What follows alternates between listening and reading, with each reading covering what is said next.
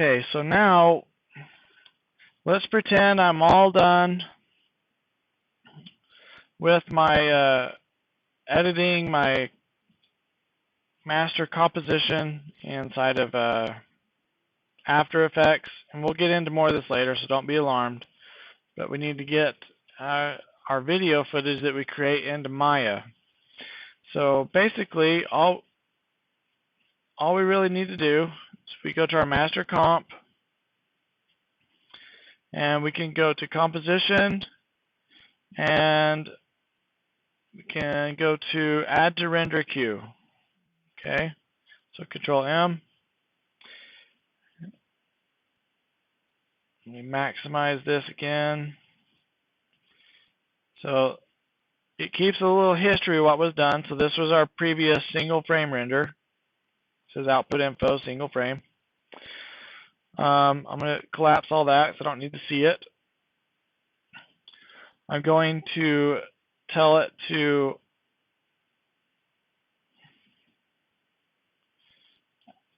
render this little sequence here. Okay, so I'm going to change my settings though from best,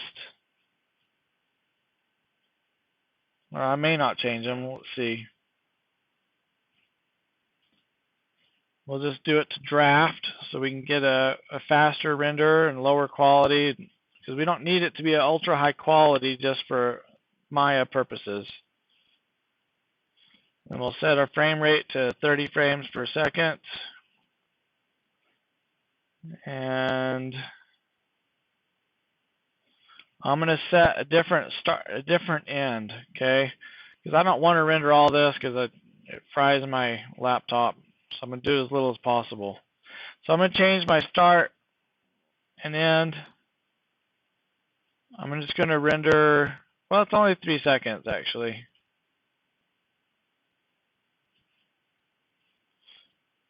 Never mind. I'm just going to let it go. Okay. So save those changes. I'm going to go to output. I'm going to check to see where it's going to put it. This is what it's going to name it, mastercomp.avi. Let's change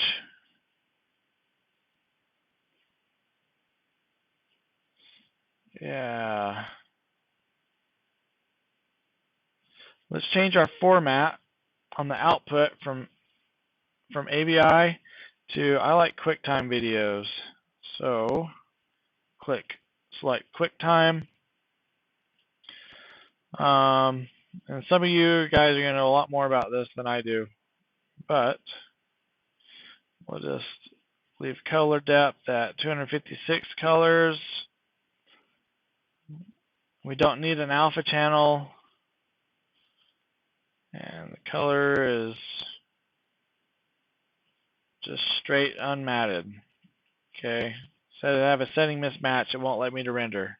So when I set that, you want to be aware of this, whatever the settings you choose. If you get this little warning down here, it's not going to let you render. Okay, so click OK. I don't really have audio, so let's audio output, we'll just turn that off. If you did have audio, you could leave that on. Click OK. Now I believe all my settings are set. With this selected, I'll just click render. Okay, it's rendering it. Here's my progress bar right here. When this fills up, it'll be done. And then we'll take what we made into Maya. It's going pretty quick, so I guess we'll just watch it render, I guess.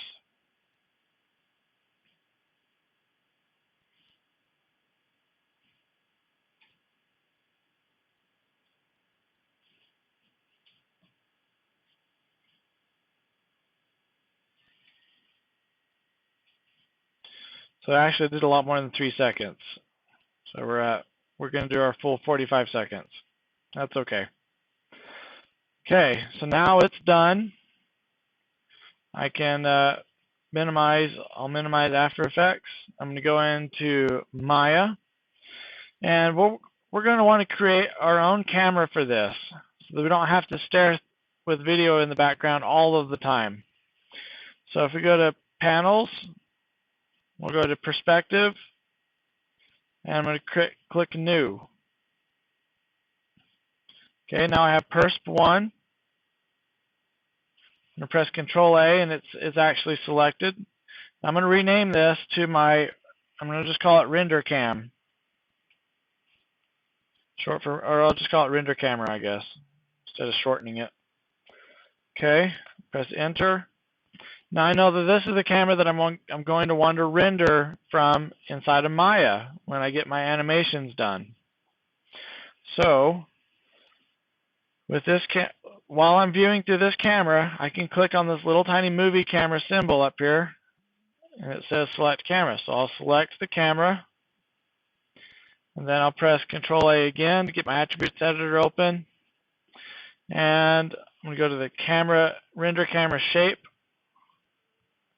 I'm going to scroll down, because by default it'll be up here. So you scroll down to where it says Environment. You'll have to open this up. And then where it says Image Plane, you want to click Create. Okay. And once you've created an image plane,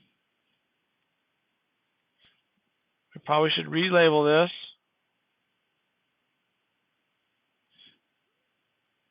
I'll call this Movie Reference.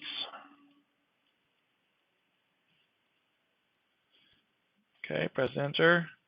So the Movie Reference Shape. And I'm going to go to this Image Name attribute. Actually, I need to go to this Type first. And I need to change that to Movie. Okay. And then I'm going to go to Image Name. I'm going to click on this folder. I'm going to navigate to where that render was sent. There's my master comp.mlv that I just rendered. I'm going to click Open. It's a really cruddy render, but that's okay. And now I have my video in the background. And I can animate my monkey, and I could try to place it in this view so it looks like he belongs in there. Okay? Now that's pretty handy. Now once you get your character put in the view like you want, let's say I want him up here on the countertop or the bar. I'm moving this just like I do a normal camera. Okay? And I'm just putting my monkey right here on the edge. Okay? Now, what you want to do when you have your camera set to where you want it, where it needs to be, is you'll want to key that information.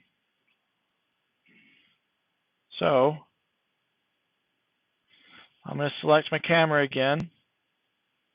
I click on this little icon up here where it says Select Camera. And I'm going to key all of this information. So I'm going to select all of this and key selected. They all turn red.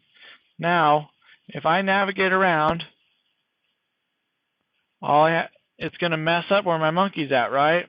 We don't want that because I want it to be consistent where he's at. So, if I navigate around because I forget which camera I'm in, then I can just click on my timeline and it's going to go back to where it should be. And it pops my monkey back here.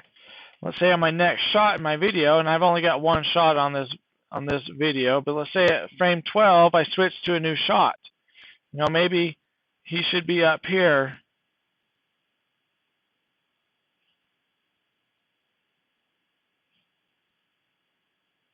by the dishes on this shot. So I put him right there. I select all these camera attributes and key selected. Now he's going to be the camera's at this location for this shot, and the camera's at this location for this shot. Now I know this is a little confusing, but it'll take some